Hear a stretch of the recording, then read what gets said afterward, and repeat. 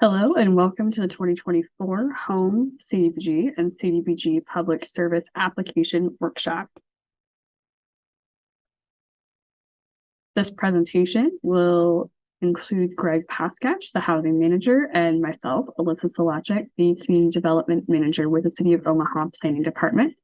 We will briefly review some highlights of the new 2024 Home and CDBG application process, as well as the requirements of both funding sources. This recorded workshop will be available through May 31st, 2023. We also encourage you to contact us with any questions or concerns you may have prior to submitting your application. Those who are new to using federal funding or who would like project development assistance or verification of activity eligibility, as well as pre-application technical assistance, are also encouraged to contact us and participate in one of our office hour sessions. Essentially, if you have questions about the application process or your project itself, please do feel free to reach out to us. We would be happy to assist. This presentation will cover three key areas. First, we'll discuss home and CDBG funding highlights. Then we will discuss the RFP application process, and the submission instructions and contact information will be included. First, the home and CDBG funding overview. CDBG is the Community Development Block Grant. And I should start off by saying this presentation includes CDBG and home program funding, which comes from the Department of Housing and Urban Development. The CDBG is a federal program to improve low to moderate income households and neighborhoods by creating or enhancing decent housing, suitable living environments, and economic opportunities. The Home Investment Partnerships Program, or HOME, is also a federal program that is designed to create affordable housing opportunities for low to moderate income households. As you consider your application, we want to make sure that you are aware of the consolidated plan. And the consolidated plan is currently being drafted by the City of Omaha for the 2024-2028 consolidated plan. This describes the city's 5-year housing and community development priority needs and goals. And these needs and goals guide the annual funding allocation for CDBG, home, and ESG.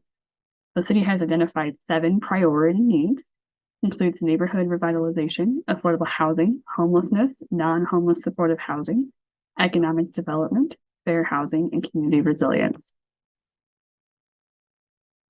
The funding projects must meet at least one goal to address a priority need.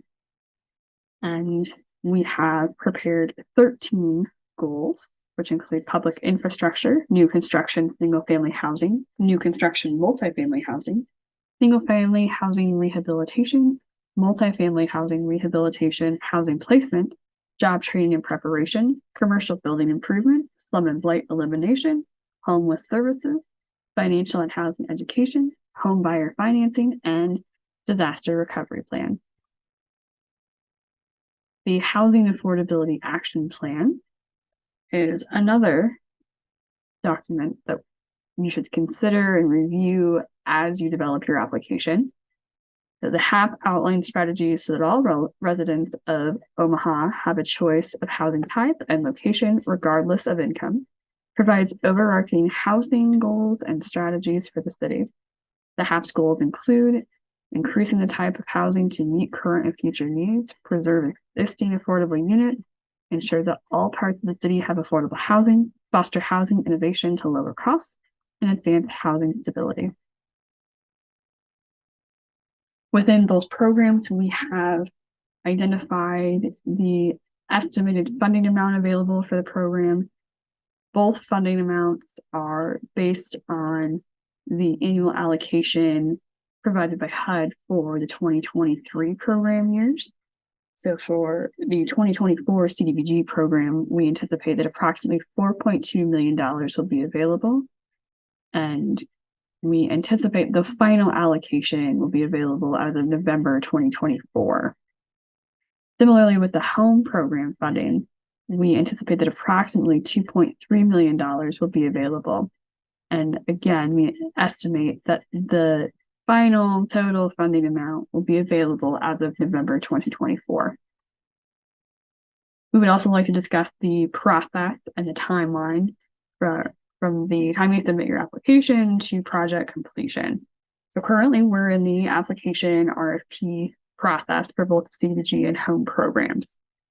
For CDBG and CDBG public services applicants, the application period opened April 14th and it will end May 19th, 2023. The application period for home then is slightly longer. It opened April 14th and will end May 31st, 2023. So remember, CDBG applications are due May 19th. Home applications are due May 31st. Application review and ranking will be completed by Planning Department staff in June 2023. The mayor and city council then will review the proposed funding application and proposed funding schedule in July of 2023. Preliminary award notifications will be available in August of 2023, and then that slate of projects will be reviewed during public hearing and comment period in September 2023. So this will be a public hearing and comment period for the 2024 annual action plan. Then the planning board and city council would review and approve the plan potentially in March of 2024. The city will submit the plan to HUD for approval in April of 2024. And then the city will enter into written agreements in July 2024. Project monitoring and funding drawdowns then will occur most likely from November of 2024 to project completion, depending on when your agreement is finalized and when your project is completed. Now, we've provided a number of different dates here. Please be advised that all of these dates are subject to change.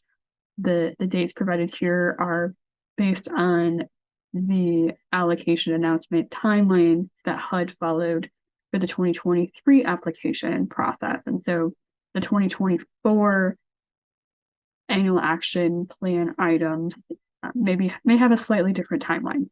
So please be advised to that. CDBG program information. So the primary objective of the Community Development Block Grant Program is to benefit LMI persons, and at least 70% of the City of Omaha CDBG allocation each year must be allocated to activities benefiting LMI persons. CDBG activities must meet one of three national objectives. The first is to benefit low and moderate income persons, LMI. A low-income person is someone at or below 50% of the area median income. Moderate income is someone who is at or below 80% of the AMI. Second national objective is to aid in the prevention or elimination of slums or blight.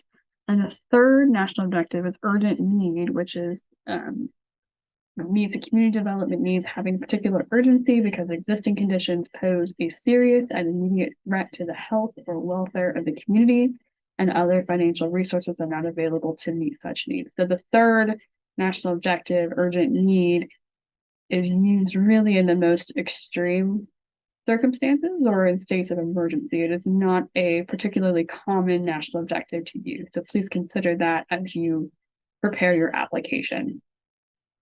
Some examples of the many ways the city can spend CDBG money include creating jobs, repairing homes and businesses, paying for community services, creating affordable housing, and building infrastructure, so streets, sidewalks, and sewers. So these are all eligible projects that are listed, and these projects can have met national objectives. So each year the city identifies our funding priorities for the year. In 2024, our priorities are very similar to that of 2023.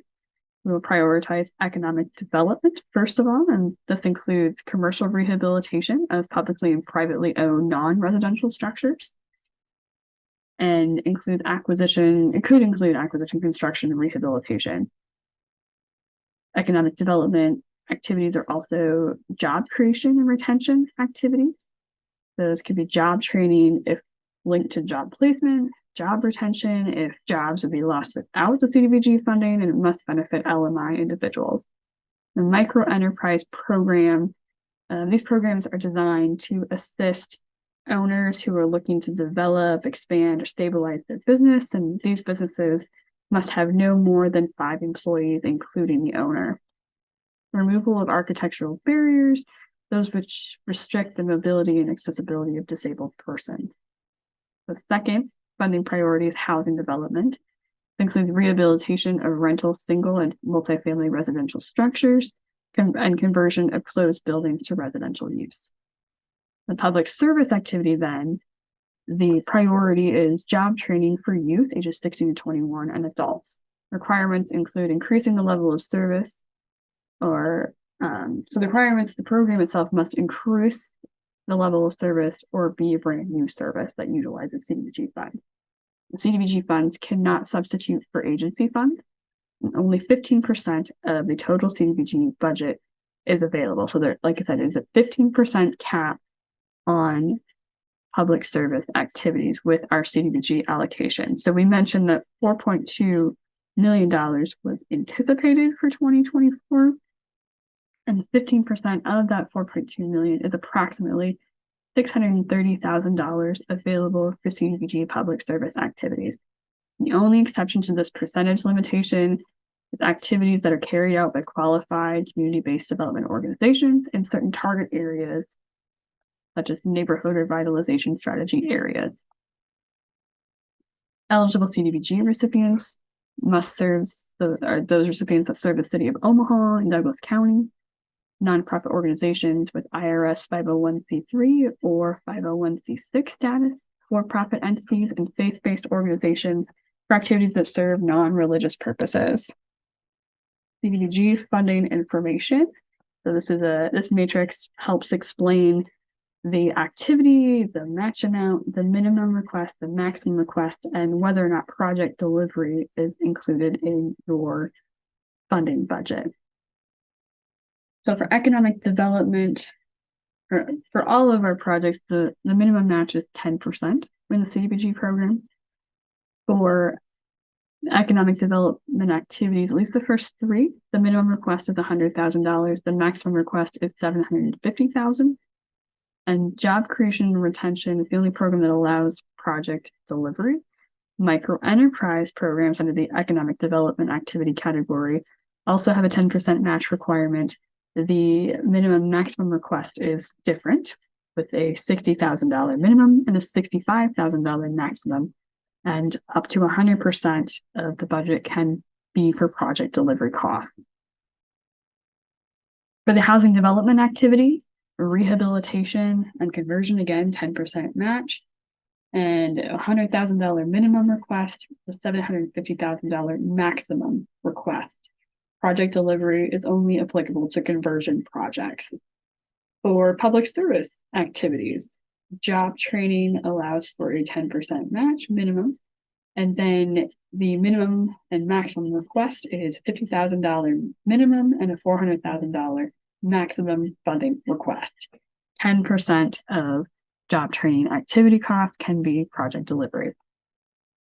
The home program also has its own eligible activities, and generally home funds are only for affordable housing. So activities include new construction, rental and ownership housing, rehabilitation, so the alteration, improvement, or modification of an existing structure, reconstruction, so rebuilding housing on the same lot, conversion, which is related to rehabilitation when converting market rate housing to affordable housing. It's not conversion of housing to commercial properties. Site improvements must meet the standards of surrounding projects, acquisition of property concerning the home buyer program and rental housing projects. Acquisition of vacant land is only eligible if construction on that land begins within 12 months. Demolition is only eligible if the home project, again, begins construction within 12 months of demolition. Down payment assistance and closing cost assistance are eligible, and tenant-based rental assistance is as well. Home program information. All housing developed in home funds must serve low and very low income families. In the home program, low income families are those at 80% of the area median income. Very low income families are at 50%. For rental housing, at least 90% of the families benefited must have incomes at or below 60% AMI. The remaining 10% of the families benefited must have incomes at or below 80% AMI. Home ownership assistance then must be to families with incomes at or below 80% MI. The length of the affordability period within the home program depends on the home activity and the amount of home funding in the project. Tenants must meet income restrictions, and each year HUD publishes the applicable home income limits by area and adjusted for family size. Property owners must maintain affordable rents. Each year HUD publishes the applicable home rent limits by area and adjusted for bedroom size. The projects with 5 or more home assisted rental units, 20% of the units for projects with 5% or more home assisted rental units, 20% of the units must be rented to very low income families. The City of Omaha requires a 25% match for all new construction projects. There must be a minimum request of $10,000 and a maximum request of $1 million. The city does not commit to multi-phase project funding. So funding is committed to one phase at a time, with remaining phases considered when funding is applied for and available. So on an annual basis, one phase per year. For eligible home recipients, this includes housing development organizations producing affordable housing, not-for-profit or public agencies administering housing programs, for-profits completing a project consistent with HUD requirements, and community housing development organizations, or CHDOs. For federal requirements, generally home and CDBG projects will have a component that requests compliance with the following. Section 3 is an employment and economic opportunity program through HUD, in which opportunities are extended to low and very low income persons. And this could be either in the form of contracting with Section 3 businesses or employing low income individuals. The affirmative marketing plan seeks to identify individuals who, due to their race, color, national origin, sex, gender, identity, sexual orientation, religion, familial status, disability, and or limited English proficiency, may not know about opportunities or feel welcome to apply for these programs. Minority and women-owned business enterprises, so there must be outreach done to those entities. Labor standards of Davis-Bacon and related acts may apply to construction projects that are funded that have a value of at least $2,000. And for those that are working or affiliated with the Davis-Bacon project, please be aware that prevailing wages will be provided to workers and workers will be paid on a weekly basis. Environmental review must comply with the National Environmental Protection Act and receive clearance. Residential anti-displacement and relocation. There should be reasonable benefits and relocation assistance provided to any person involuntarily and permanently displaced. Debarment and suspension. Any applicant must be eligible to receive assistance and should be registered in SAM. Please also, SAM is a system for award management, and please also be aware that any contractor who works on your project may not be debarred or suspended from working on federal projects. There are property standard requirements. There will be income and rent limit requirements, as well as underwriting requirements. We'd like to talk about those underwriting requirements briefly. The city does use underwriting and subsidy layering guidelines before committing home and CDBG funds. The city must demonstrate it has independently evaluated the project budget, financing, and development capacity, and the schedule. So this underwriting component includes a market assessment or needs assessment as required, developer capacity assessment. So we look at previous experience, we look at financial stability, current projects, community engagement, funding sources, and collaboration. Project review, establishing the level of subsidy capacity, proposed management agent, the construction schedule, the environmental review and remediation, design and site control, and any community outreach efforts. Now I will hand this over to Greg, who will review the latter half of the presentation. RFP application and review process. Applications should be requested from the planning department by using a form that is available on the planning department's website under Housing Community Development Division, CDBG Home Application and guidelines page. So the application and the application guidelines can be made available there, either through the form requesting the application or PDF of the application guidelines. The application this year will be completed via DocuSign. So after you complete the form, you will receive an email with a link to be able to do that. CDBG applications must be submitted no later than May 19th, 5 p.m. Home applications must be submitted no later than May 31st at 5 p.m. Application thresholds.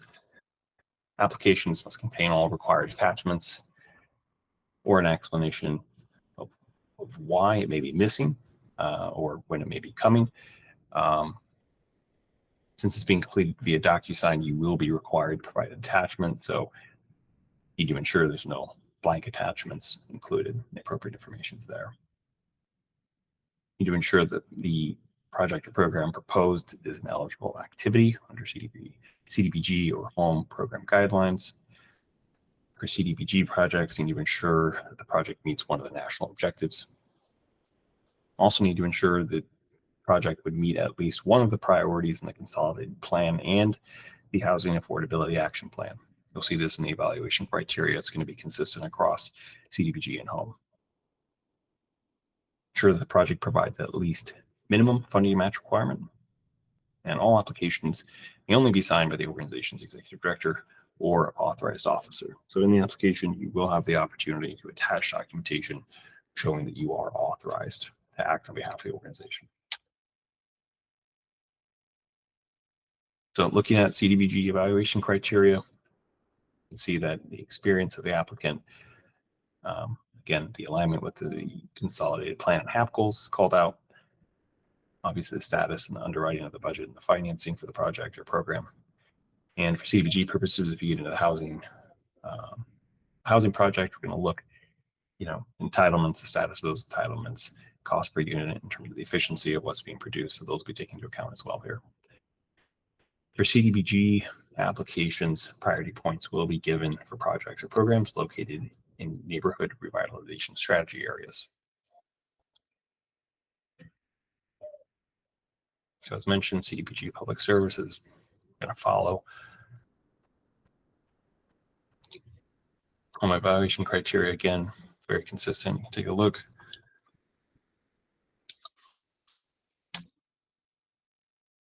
Environmental assessments will be required for construction projects. So phase ones must be submitted with the application. You'll be prompted to do so. An environmental review record, or EER, and clearance must be prepared before federal dollars are expended or costs incurred for any CDBG or home approved program or activity. In addition, no contracts may be executed, loans settled, or work started on a project awarded CDBG or home funds before the environmental review process is complete. A violation of this requirement may jeopardize federal funding to the project and disallow all costs that were incurred before the completion of the environmental review. Debarment and suspension. All organizations, companies, corporations, and agencies applying for federal dollars must have an active registration in the System for Award Management, or SAM, and submit their unique entity identifier, or UEI number, in the application for funding. Organizations should verify that they have a SAM registration and UEI number, or take steps needed to obtain one as soon as possible. Applicants may complete both of these requirements by visiting sam.gov.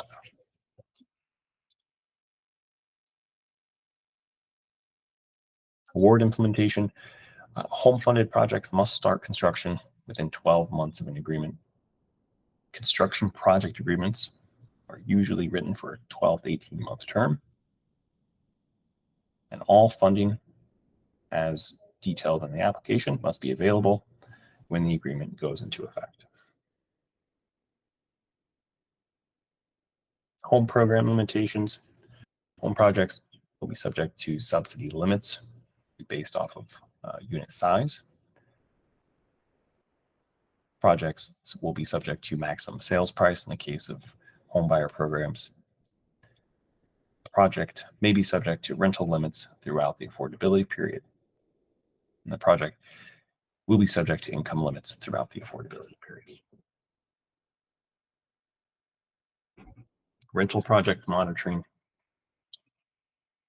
There will be annual reporting of tenants and household income. We're going to look to ensure there's an active lease, 12-month lease. Again, we're going to be looking at income eligibility of those tenants to ensure that the appropriate income thresholds are met per year agreement, and physical site and unit inspections will be completed. Homeowner project monitoring. We're going to confirm the project came under the maximum sales price limitation as stipulated by HUD. We're going to ensure that the household that purchased was income eligible, which is going to be 80% of AMI or less.